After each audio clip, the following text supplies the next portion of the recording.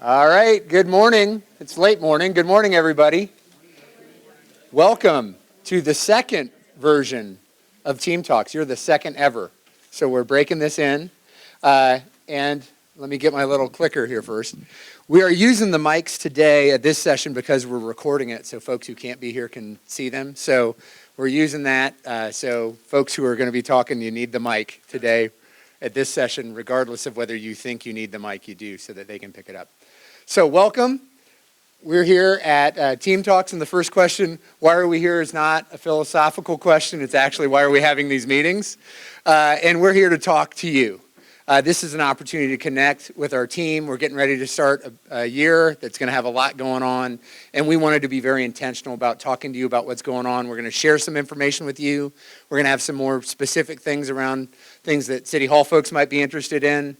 And then we're also going to do some Q&A at the end. We solicited questions from our team only about a week and a half ago, and we literally have 10 pages of questions. Good news is we're not going to go through all of those 10 pages today, right? Okay? But we are going to hit ones that we think are most interesting to everybody and share that. But we will send out a document in the next few weeks that answers every single one of those questions. So you'll be able to see what people asked and what we answered and what's going on with that. So that's what we're going to cover. This is going to be a 45-minute session. I'm setting my watch right now.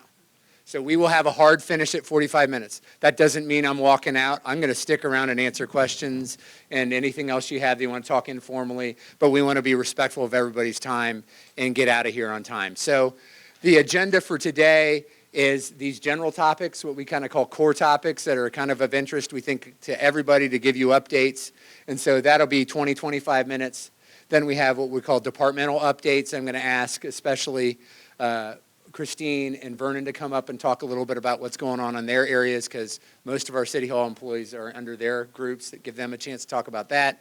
And then we'll go to the Q&A session component, which, like I said, about 10, 15 minutes of Q&A that we have that, and various folks will help answer that. So that's what we're going to do. And without further ado, we'll jump in. All right, so this is a great list that I'm really proud of. And I won't try to dwell too much, but there's some cool stuff on here. Bond rating, AAA bond rating, that's the highest bond rating you can get. We don't just have it from one bond rating agency, we have it from two. That probably puts us in the top, 100 cities in America that have that going for them. So that is pretty strong. Top 20 in terms of growth in America over the last decade. Cities of 50,000 or greater, we're in the top 20 in terms of growth. An All-America city, what is that? Think of an All-American quarterback or linebacker. They're the best of the best. That's what that is. The National Civic League has been giving those awards out since the 1940s, and we were given that just a couple years ago, and the first Tennessee city to get that recognition since the 1990s. All right, so that's something to really be proud of.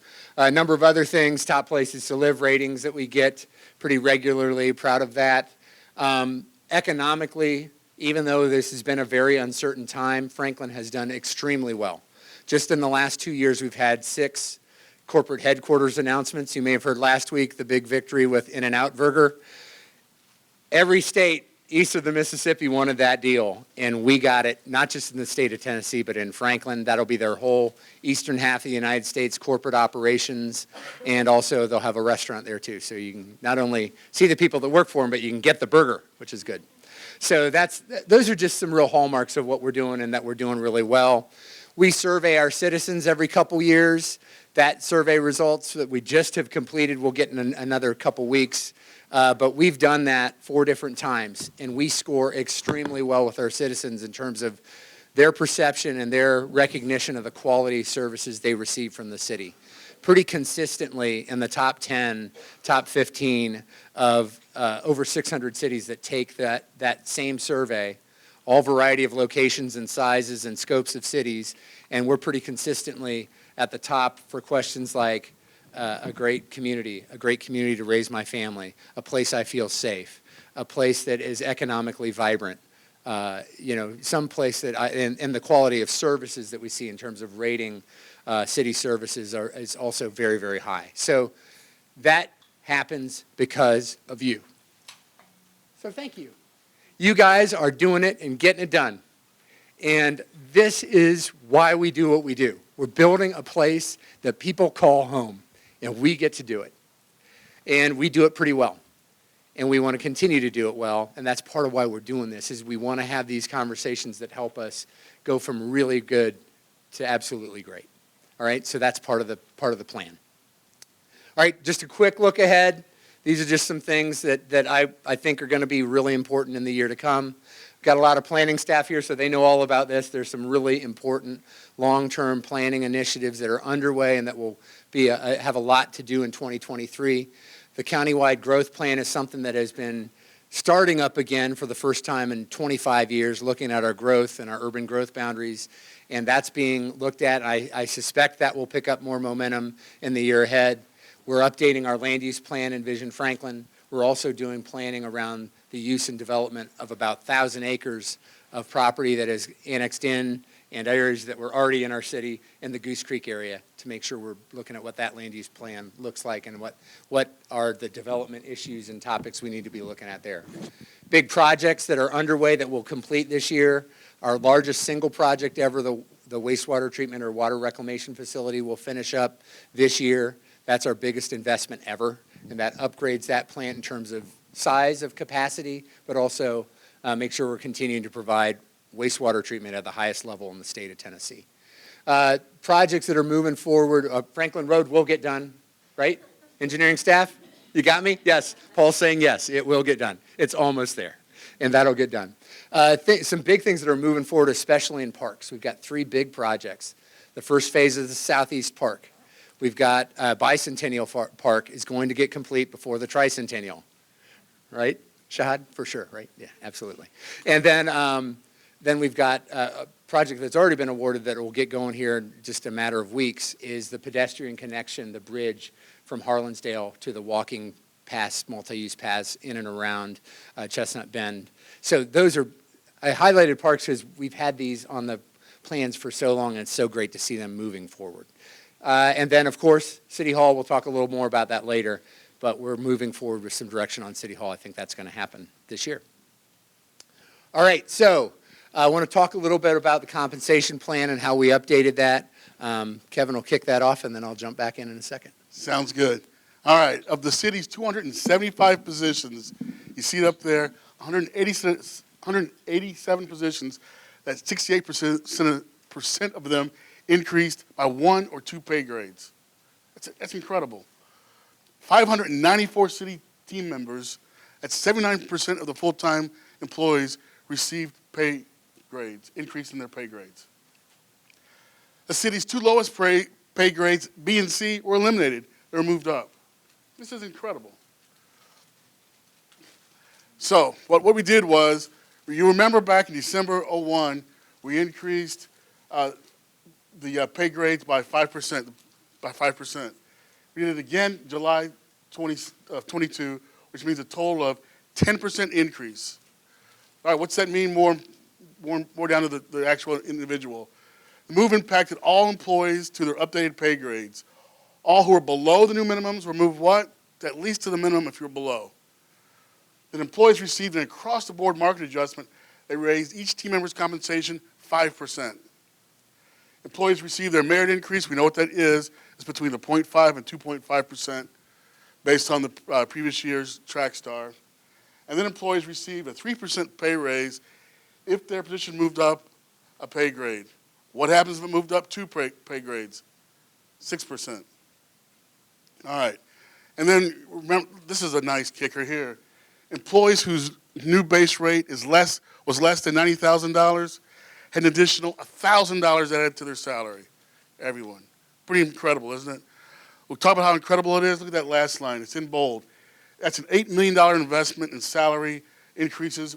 That's $8 million over the typical $3 million. Significant. Significant. All right. Job classification and pay grades were adjusted, resulting in a new compensation plan. And what is it that we target? We target to be at least, we target to be the top 25% in the market, and sometimes higher, but at least the top 25%. Many employees received significant pay adjustments and moved up pay grades. What did this also cause, though? A lot of great movement up for those of you who've been here a while, but then there was a little bit of compression by those who come in more recently. I shouldn't say it depressingly because everyone made more money, but still, we knew we had more work to do. Eric's going to talk about what that is right now. All right, so since we did so much adjustment and so many people moved entire pay grades, and in a lot of cases we needed to adjust some folks to the minimum, those who had been there longer didn't need that adjustment to the minimum because they were already far enough along. But that created compression. Here's a real position, real example of a pay grade I position. So salary here, years of service here. Two things I want to look at here. First of all, you see what happened. The blue dots is where we used to be. In this position, there was a spread of around 17,000 between the lowest and the highest paid, and that tracked with their times of service, right? You got a 22-year person on the far right. So when we did what we did, that spread of about 17,000 turned into about 7,000 or 8,000. Okay, so that's the compression we're talking about. And you can even see it. I'm really excited to use the pointer. So this is going to be fun. So see, it had some slope here. It got real flat. So that's what we're talking about, compression.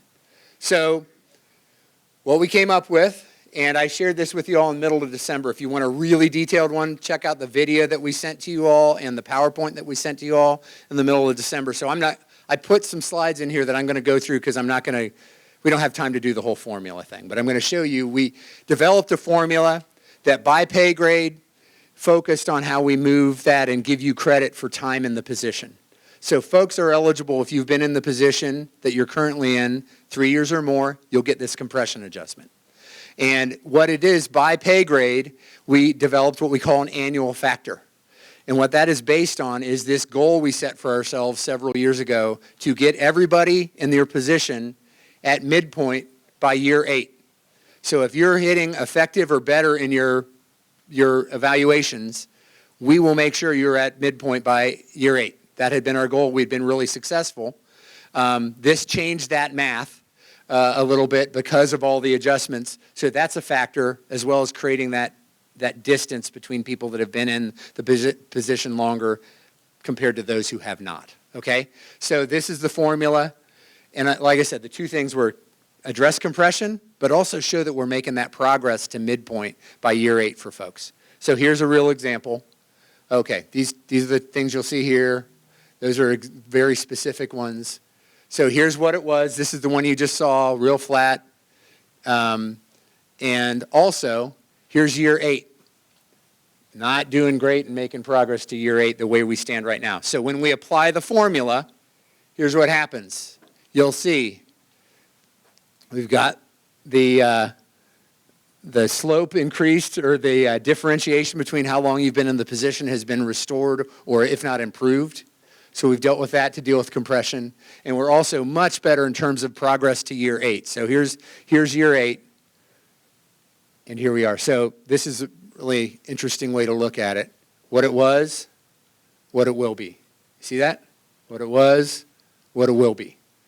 So this goes into effect with the second full payroll in January, so the payroll that starts January 22nd. Those of you that are eligible will see it on your first actual paycheck in February. Okay, so that's happening there. There are some other issues that we would just rely on department directors to help us identify that can't be addressed by a magic formula like this. So there will be a small group of what we call second phase that will be the next payroll, that there are just some adjustments that there might have been something a department director flagged for us that we're addressing. So that's how that works. Christine, do you want to talk about pension a little bit? I'll have you come up. We've done also, just in the last meeting with the board, we took some actions to address some things in the pension system for the closed pension. So that's everybody that started work here before January 1, 2017. You're in the closed pension plan. I'll let Christine say a couple words about that. Thank you, and certainly we want to talk. We're talking specifically about this plan that we call the closed pension, and this closed pension for those full-time employees hired before 2017. The rules for that plan are established by the Board of Mayor and Aldermen. For the plan that's been in place for employees that have been hired in the last 6 years, those rules are set by the state of Tennessee and the Department of Treasury. So this is for this one specific pension plan. But we had a request, actually by a group of employees who brought this to us to do some fact-finding and potentially bring to our Employee Pension Committee, and then if upon their recommendation to our Board of Mayor and Aldermen, to consider a change into the average compensation period in which for these employees, their retirement benefit is calculated upon. It's not a change in anything other than the time of the current plan, or the plan until about a week ago, actually calculated that benefit on whole calendar years. And certainly people become eligible to retire. They may choose to retire upon first eligibility, or they may wait for a time that's good for them down the road. But all this really does is give that retiring employee the opportunity to take advantage. For most people, your highest salary is there at the end of your career. And if you choose to retire in, let's say, a June, which is not a whole calendar year, you'll be able to take into that calculation your work through the last full month of employment. So there's a lot of language to it, but really all it does is give the employee more option about perhaps when the time of year you would like to retire. About 2/3 of our folks have chosen to retire at the end of the calendar year. A third retired whenever during the year, but we'll see in the future. We may not have as many people retire at the end of the calendar year, and it may actually help departments fill those positions, go through the hiring processes, and also help your department just absorb retirements. There was also a change that was in this closed pension plan. Our pension plan stated that the Board of Mayor and Aldermen could implement a cost of living increase for retirees, but it said nothing other than they may. Did not give any sort of parameters, not even say anything else, but just they could. There had been a practice for about 14 years of actually doing a cost of living in the summertime, but that was not anything that was required in the plan. We worked since last spring to develop a plan, a cost of living policy for the board to consider. It does put some parameters similar to the state of Tennessee's funding plan for looking at a cost of living cap for how high that could potentially be. However, what the board did approve is something that's in line with other well-funded plans throughout the country, and it's actually on kind of the high side of what other plans throughout the country have. But what it does is it actually helps put into practice a policy that potential retirees or future retirees can be aware of, instead of just saying there may be a cost of living. We now know at least what the policy is. It's still based off of this practice that looks at an inflationary rate and then looks to apply that in July on an annual basis. And it provides both a minimum and a maximum. So it just makes it more clear, and does and it is a policy direction of the board. So that should help us there. All right, I'm going to keep us moving. Christine, feel free to stay up here because you're going to be talking here soon again. So. And Vernon, you can come up here too. We're going to talk City Hall. Vernon's been helping lead a city team that's been working on the City Hall project. Vernon, you want to jump in and talk a little bit about that? Sure. Thank you, Eric. Good morning, everybody. It's nice to have a microphone. Yeah, it's hard to hear you sometimes. Yeah, I know that. We've been working on City Hall, and hopefully you've all heard about it for the last couple years. And so I want to bring you up to date of where we are. So the Board of Mayor and These are all. great images of what we're dealing with. Yes. This is special. This is special. Yes. You all know it. You know And it. you see it and live in it every day. So where are we? The Board of Mayor and Aldermen last year had approved the master plan, and that master plan was redeveloping this site. It talked about space and form of what the building might look like, and it also included our consultant, which is OHM Advisors and Studio 8, that you may have heard those consultant titles being mentioned, to perform 2 test fits about how the interior of the City Hall would function. And hopefully you've looked online or have been part in your departments of sharing what the orientation of the building would look like, a 3-story building with the first floor, revenue management, IT, facilities on the first floor, development services on the second floor, and more administration on the third floor. The city consultant is starting to work on the schematic design to get more into context of how that building will look. And in a later slide, we'll show you a picture of one of the initial designs. But they'll work with the Historic Zoning Commission and the Design Review Commission or Committee of the Historic Zoning Commission to hone in on how the exterior will look. The Historic Zoning Commission has the ultimate approval of how the exterior of the building will work. You may have heard that the board has been approached by looking at alternative sites. And that's not a bad thing. The board is committed to keeping City Hall in our downtown, but they were approached to say, well, what about looking at an alternative site and doing due diligence? We've done that in the past. We will do it again. Because the plan for City Hall is that we wouldn't move into it until 2027. There's still a lot more work to do.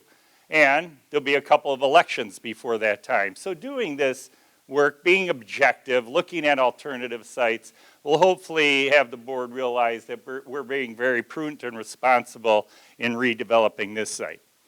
The goals remain the same that were on the onset that had been shared on our online portal as well as in some of the surveys. We want a functional, healthy space. Increase the efficiency in operations and space use among departments. You saw some pictures in that initial slide.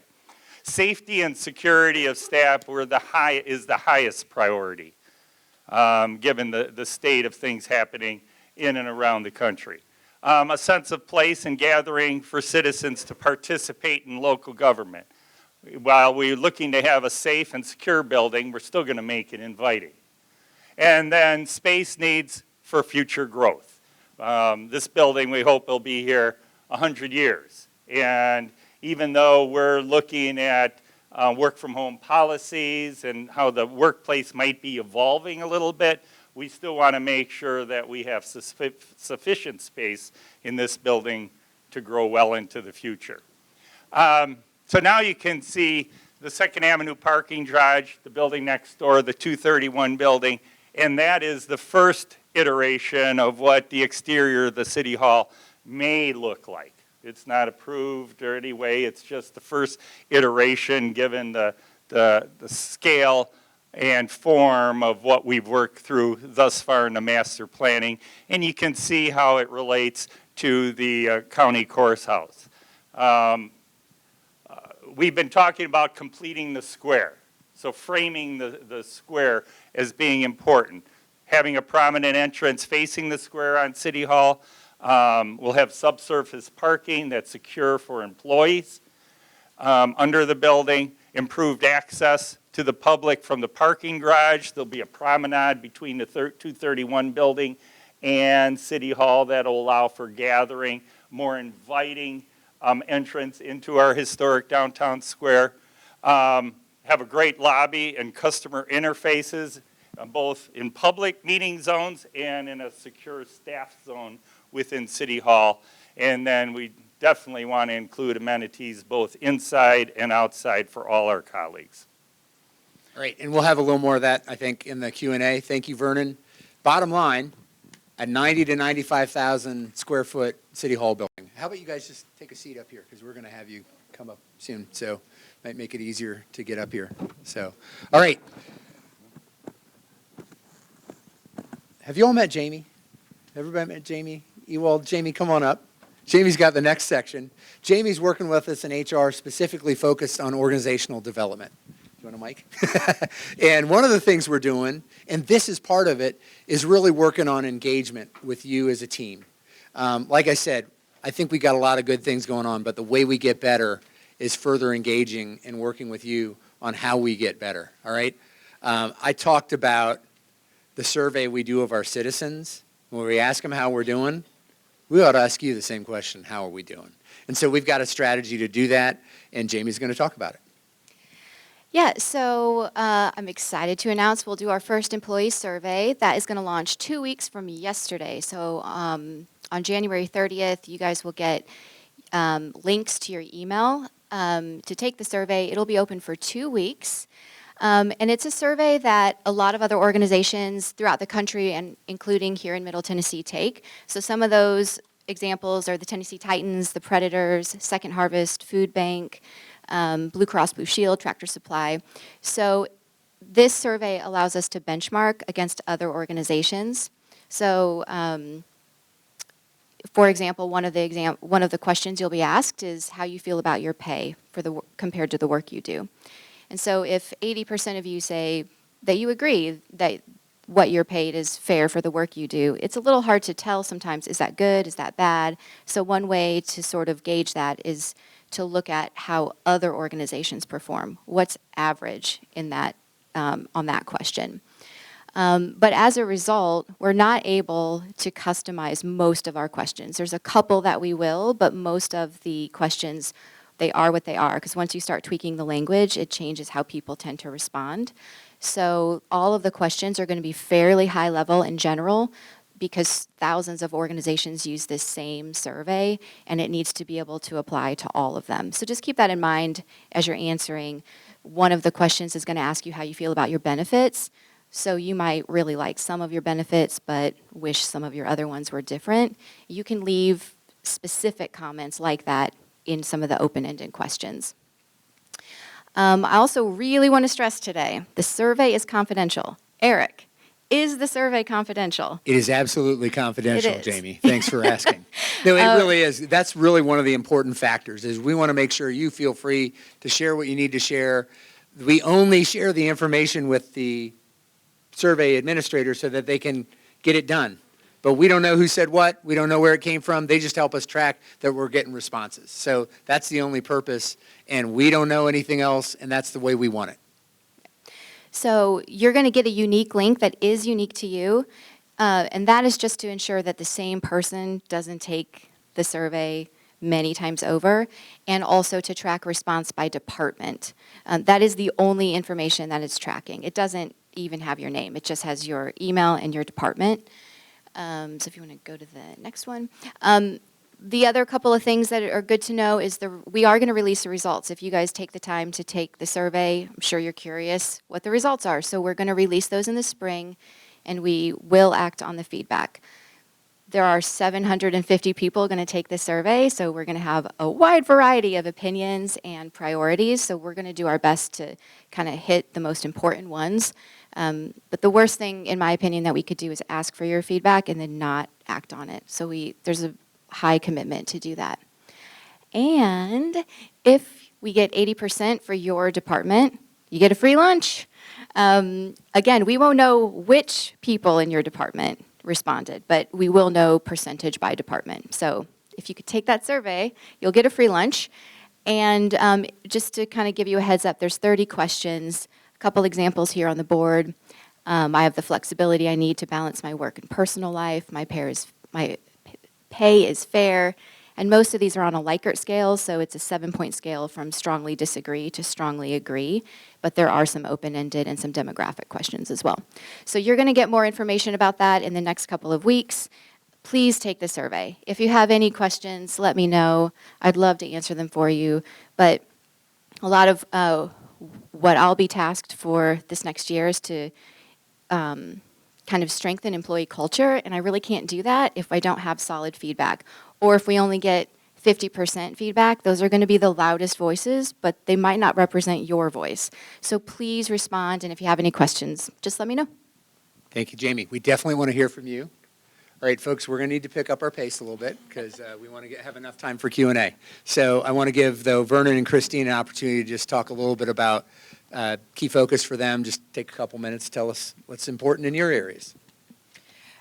I thought I would focus on what some of the multi-departmental initiatives are in the groups that I support. Certainly you work with us in lots of technical ways, and that continues, that never stops. But we do have some multi-departmental initiatives. A couple of them that do have some time deadlines with them. You may have heard about the American Rescue Plan Act. It's also referred to as ARPA. We have two different pots of money at the City of Franklin through the ARPA grant program, and we are working to spend those funds by the end of calendar year 2026, and both of those programs have lots of rules attached. So that's something that over the next couple more years you'll be hearing about. We do have the next city bond issue. When Eric was talking about capital projects, one of the projects on that first early slide was the construction of Southeast Park, and that's going to be the cornerstone project of the next bond issue. And so that's something that we'll be working on. We've already been working on, but once that bond is issued for the next 3 years, this group will be coordinating the financial and legal aspects of that, the projects that are included in that program. We do have ongoing initiatives that are multi-departmental that I know they'll outlast my career because it's just the world that we live in these days. Certainly, the first one I just wanted to mention is technology initiatives and the partnership with our IT department, and certainly any type of technology issue that involves money. We bring in our finance department and our revenue management department, and so those three departments walk hand in hand with you, arm in arm, through technology initiatives and implementations. And the next one I wanted to mention also and give a little bit of a plug for is our electronic payment working group. So much about electronic payments have changed over the years, and they will keep on changing. And we meet together, all three of those departments, every single month, and actually sanitation department came to us this month. They were our special guest, and we're going to work with them on some electronic payments that they have an interest in. But just wanted to give a plug for that those multi-departmental initiatives are open to all the city departments to work with us on. So thank you very much. Thank you, Christine. Vernon, tell us what's going on in Development Services. Thank you. As Eric had mentioned in the beginning slides, we have some long-range planning initiatives that are underway that many of you have a piece in. First of all, updating Envision Franklin, our comprehensive land use plan. We're also doing work and have been doing work for the past year in the Goose Creek area where we annexed over 1,000 acres of land. Unlike Cool Springs when it was developed 20, 25 years ago, that Goose Creek area, there are multiple property owners that have 5 to 10 acres to 100, 200 acres, and how they coordinate their efforts is a challenge and a reason for that. Capital projects, we all see Franklin Road and compliment Paul and his team on working through the different challenges when you're working within the built environment, and that'll be done shortly. As far as committees go, and some of you participate on them, other of you are aware of them. There are two committees that meet every month that have representatives from every department, and that's our Capital Projects Committee, that we talk about capital projects and bigger project initiatives and how to reduce the barriers that come up on various projects. For example, McEwen 4, which is that stretch of Old McEwen from Cool Springs Boulevard to Wilson Pike, now we have right-of-way certification that'll get us to the next step of finishing up design and hopefully construction of that pretty significant project. We also have a group that meets once a month called the Community Development Group, and we look at smaller projects, infill projects to help with stormwater or sidewalk connectivity, any number of smaller projects. So if you're working on something or you see something around the community that doesn't rise to a capital project, bring it to your department director or supervisor to bring up in that meeting, and maybe we can get it done within our existing budget. We do have, as Eric mentioned, that we're working with the county and the other jurisdiction, the county-wide growth plan to look at our respective urban growth boundaries. That's a big deal. How does Williamson County grow into the next 20 years or so, and how do we extend essential infrastructure? Actually, next week we're going to be having a meeting with our county counterparts to maybe see what their expectations for growing within our urban growth boundary and how we can best include roads and sewer and water infrastructure as we go forward. And then finally, there's City Hall. And I've been trying to keep a list since we started on City Hall of the number of employees that have been included so far, and it's somewhere between 60 and 70. And the goal here is to get everybody involved in one way or the other as we continue on this continuum towards a 2027 move-in.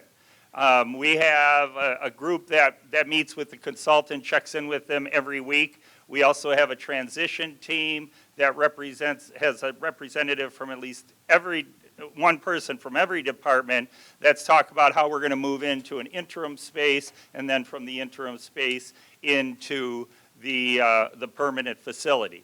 And then we've been taking site tours and visits to other Class A offices, government buildings that we'll continue to do and continue to invite, because we want to see what's out there and what's available so we can incorporate it into our city hall. And most important, our consultant hadn't included any of the funds to come along with us on those site visits so they can hear from everybody. They're doing that on their own, so they build something they're proud of too for us. Thank you. Thank you, Vernon. All right, it's Q&A time. I do want to, while we're getting the mic, Mark's here, Public Works, ACA. Since he doesn't have a lot of staff here, we didn't give him a specific speaking time, but Mark, do you have something you want to say? There's a mic here. Yes, sorry. No, a lot of my team interacts with a lot of you all every day, every week, and truly appreciate the partnerships that we have. So thank you, speaking of one of two employees in City Hall. Thank you, Mark. He got a lot more face time this morning at sanitation, so. All right, now this is the Q&A section, so let's take it away, Jamie. Okay, so like Eric said, we don't have time to go through all the questions, but we will follow up. And in the meantime, just know that if you submitted a question or a comment, city leadership has seen all of those already. So they're already considering them, and we'll get you answers very shortly. All right, let's jump in. So earlier we talked a lot about compensation. One of the questions submitted says, are there any plans to keep up with current inflation? It seems like the pay study catches us up, but we're behind when it gets to that point. Could annual increases keep us on track or closer to the threshold on the next pay study?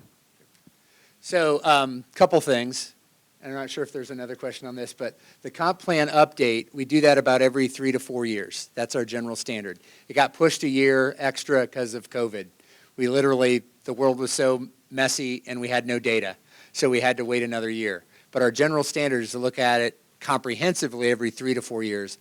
We look at it every year because the budget always has that consideration where we can look at positions, we talk about that sort of thing. Inflation is always a factor. For most of the 14 years I've been here, providing 2.5% or so for a market or inflation adjustment was pretty good. Well, the world has changed in the last year, and we know we need to look at that. That's why when you saw this budget, it had a straight 5% increase. It also had those adjustments that we typically do for performance-based, and it also had additional adjustments along the way as well related to the pay grade adjustments. So we get that. We know that's going to be important. That will be a factor. We've had a pretty typical split 50-50 between inflation and market adjustment on one side, one half, and the other half being a performance-based. We'll keep looking at that because we know the inflation factor is more prevalent now. So my commitment is we'll keep doing that. I will also give you a caution. We bit off a lot in doing now $8.5 million when we do the compression adjustment. We did $8.5 million in the general fund now. So that's going to be sustained. That's supportable. We made sure of that when we did it. But it'll be that is a dynamic we'll have to be mindful of too. So we get it. That's something we'll look at. We do look at the pay plan, but this comprehensive review really gets completed with the compression adjustment. And then, like I said, there are some cleanups that we'll do right after that, but that really completes that process. But we will continue to look at inflationary elements as we go forward. And so just to clarify for everybody who's wondering if they are going to get an adjustment due to compression, that's for people who have been in their current role, not with the city, but in their current role for 3 years or more. 3 years or more. And when will they find out if they're getting a change and what that change is? So you will get a letter by the end of next week, right? So just like you get a letter typically in July around the pay adjustments that we do annually, you'll get one if you're eligible. So if you've been in your position 3 years or longer, then you'll get one. If you're eligible, you'll get one. If you're not, you'll get one. So you'll get a letter by the end of next week, right? So just like you get a letter typically in July around the pay adjustments that we do annually, you'll get one if you're eligible. So if you've been in your position 3 years or longer, not the city, but your position, you'll get a letter telling you what the calculation is. And if you have any questions, we got the formulas. We'll distribute this presentation. There's also information we distributed about the compression formula back in the middle of December from me to everybody. So if you want to dig that up, that's there too, if you want to just sort of check and make sure it makes sense. So the next question was unique to City Hall. So Vernon, I think you might be taking this one. The question says, over the past 2 years, staff has been asked for input on multiple occasions regarding the layout of the proposed City Hall. It seems that a lot of comments made by staff have gone unheard. Everything about City Hall is geared towards the younger generations and their love of open area and collaboration areas. Not everyone can function effectively in this environment and in open cubicles. Productivity and effectiveness are going to go down for some staff. What accommodations will be made for staff that cannot function effectively in this environment?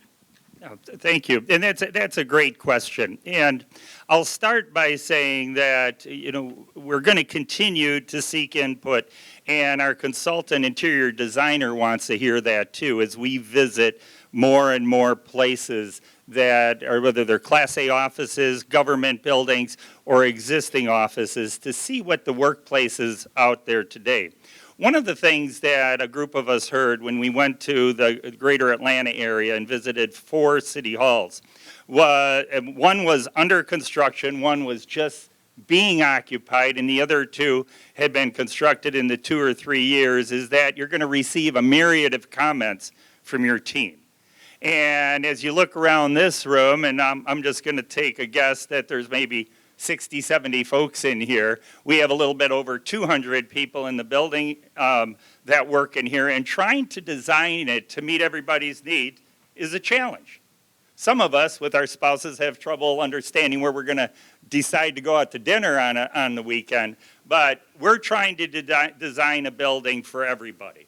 And the building will be inclusive of open spaces, private offices, as well as breakout spaces that will provide ample privacy for all employees as needed. I would ask that you keep an open mind, because something else we're starting to see in the workplace today as it continues to evolve is amenitizing office buildings to attract existing employees back to the office, but also to be attractive to new employees. So how do we do that for the future as well? It's a balance. But we are being very intentional about being inclusive, and the consultant is extremely sensitive to it. The building, already the test fits have evolved. We had more open spaces, but as we incorporated comments from our colleagues, the department directors, ACAs, and ERICs, the new building will be more office-centric. Also, our Sustainability Commission has a goal for trying to make it a gold certified building. The Board of Mayor and Aldermen years ago had said it needs to be a silver. With that comes some accommodations to make the building at least LEED certified at the silver or gold level. And then, as I mentioned previously, security. Top priority. It's resonated. We're going to have places for the employees that the public's not going to be able to come into except being ushered, but we're going to have spaces for the public to come, so they're invited, that staff will be able to come out and work with them too. So we want to keep hearing you on this. We're trying to strike the right balance, as Vernon referred to. The reality is we have a horrible example right now in the building we're in. That's just the reality. So we don't see how it can work in terms of having really good interface among areas. And so that will be a huge improvement. We do want to strike the right balance to create the opportunity to collaborate better together, but also know there's times you need to have quiet and areas to work. And so we're trying to strike that right balance. You can't put everybody in an office, and in fact, you probably wouldn't want to, because then you'd never see each other. But you also can't put everybody in the wide open. So we're trying to hit the right balance, and we'll keep working on it. And there's more work to come as we head into the next phase of design.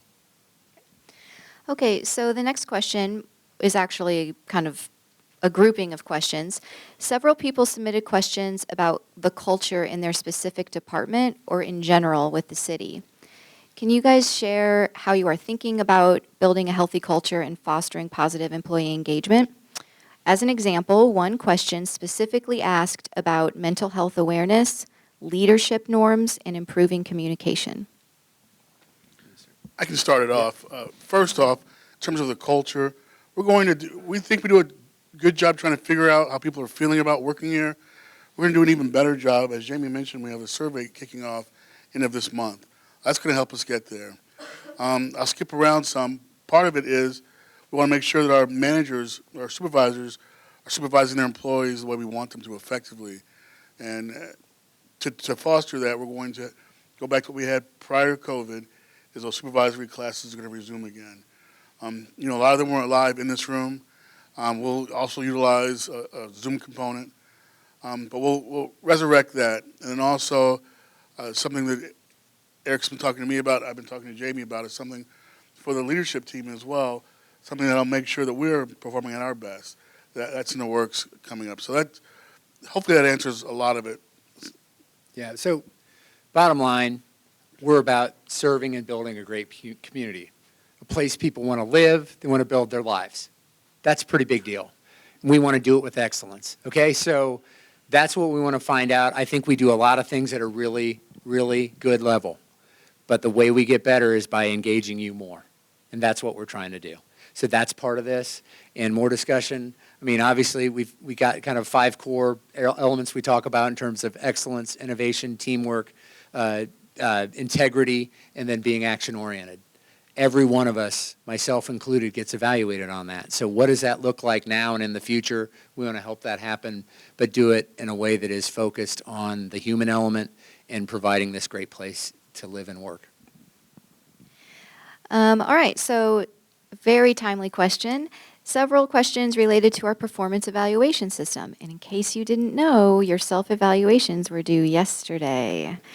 So we currently use TrackStar, which uses a 5-point scoring system that is based mostly on individual performance. Has the city considered different systems or different philosophies for performance evaluations? I can start off as well. And let's start to the whole part of it's a 5-point scoring system. The city has used a different one in the past. We're at 5 points now. And I think that part of what I was understanding when I read the question earlier was there's some differences in how supervisors will rate their employees. So how does that work? Well, one, it's by department, meaning, let's give an example. Let's say, this isn't true, but let's say HR, we rate our employees higher than, let's say, finance. Well, then let's say if my average employee gets a 4.4, and then in finance it's a 2.3, and we shake out the money how that will affect raises, that's not going to work just because I would rate my department higher. So we don't do it that way. It's by department, meaning that, one, we do try to train supervisors to understand how a scale works, to know where 3 is and know where 4s and 5s. But still there are differences we've found between supervisors and supervisors. So we try to minimize that by saying that money, that how we shake out the money, that's going to be by department. So it doesn't matter if my department might rate it a little higher. Also, let's say there are different supervisors in a department. How do you minimize the effect of some rating it higher than others? That's the department director's job, as we tell them, is to make sure you monitor how your supervisors grade their employees so you can have as level, as even field as possible. But hopefully that addresses the big picture in terms of what happens if one department has a higher scale or some supervisors rate higher. We try to minimize that impact that way. Now I'll let Eric speak to if we thought about other tools. I think that maybe no tool is perfect. I tend to think that TrackStar has some great functionality and has even further. So I don't know what we would look for in another evaluation tool, but so I'm not looking for something else. I'd be interested in your feedback on that. I mean, we've got, I know, TrackStar under contract, I think 2 more years. So Right. I think we'll probably use it for 2 more years. But, yeah, that is an opportunity to reexamine it. It is such a significant improvement over what we had before because it's active and you can see it, and it gives opportunity to provide feedback throughout the year and for you to see it and for you to provide it to one another. So it's good. It does a lot of good things. It's a tool. It's how we use it.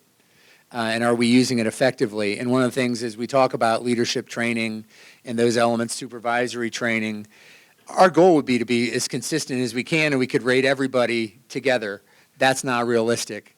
I can tell you, as somebody who reads a lot of these and in the past has read all 700 evaluations, it's pretty inconsistent.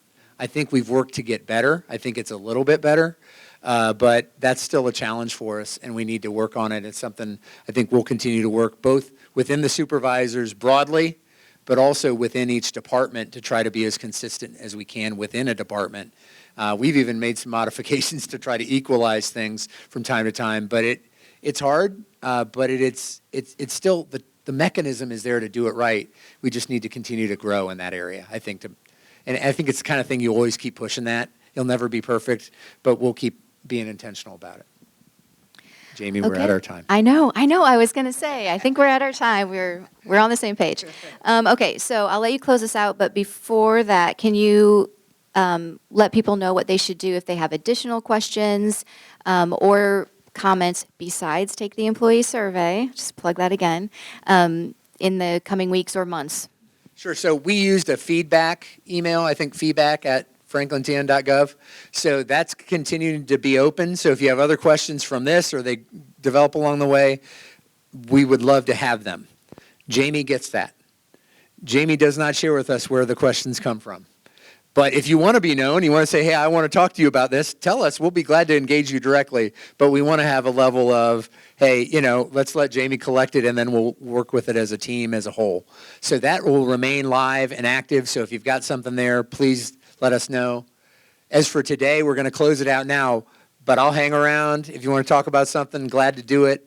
We have another group coming in, but we'll make ourselves available. Anything you had as a follow-up. I want to thank you for taking time. Thank you for what you do every day.